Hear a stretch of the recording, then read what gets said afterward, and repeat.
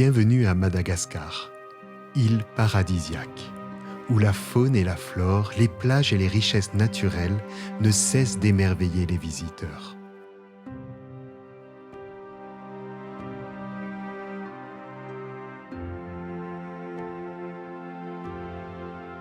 D'un autre côté, la 5e plus grande île au monde a une réalité de vie moins belle pour ses habitants.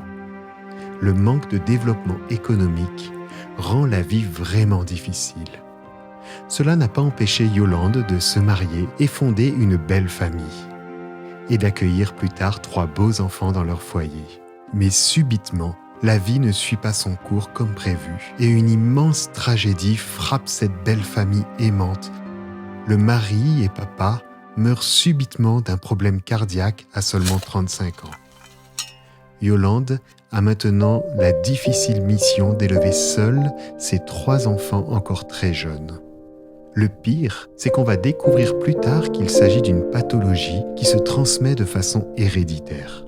Encore une fois, subitement, le 15 mars 2020, le fils aîné, Fanacine, a seulement 20 ans, tombe malade et meurt du même problème cardiaque. Et invraisemblablement, le jour suivant, le 16 mars, à quelques heures d'intervalle, le Benjamin de la fratrie, Zouar, va aussi mourir du même problème. C'est le choc. Une consternation inimaginable s'empare de la famille, des amis et de toute la région où ils habitent. Yolande est déchirée, meurtrie. Désormais, elle n'a que son fils, Eninsu, à ses côtés. Mais malheureusement, on découvre qu'il est aussi porteur de la même pathologie. Yolande risque de perdre le dernier membre de sa famille, son dernier fils. Mais cette maman, veuve, malgré la tragédie, a décidé de se battre. Depuis avril 2020, elle a trouvé la force pour mener une campagne pour sauver son dernier fils. Elle a besoin d'un traitement et éventuellement une transplantation cardiaque. Impossible de le faire à Madagascar. Le pays ne dispose pas de la technologie nécessaire. Avec beaucoup de courage et de soutien divers, maman et enfant arrivent finalement en France. Le CHU de Nantes a accepté de réaliser des explorations cardiaques et des recherches génétiques pour décider d'une éventuelle transplantation. Mais pour avoir les résultats, il faut attendre 1 année.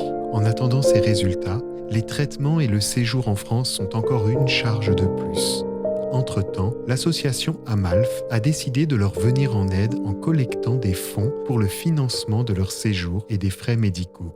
Ces dons sont déductibles des impôts. Toutes les sommes sont les bienvenues, soit par transfert bancaire, soit par la plateforme de dons en ligne. Merci pour votre soutien.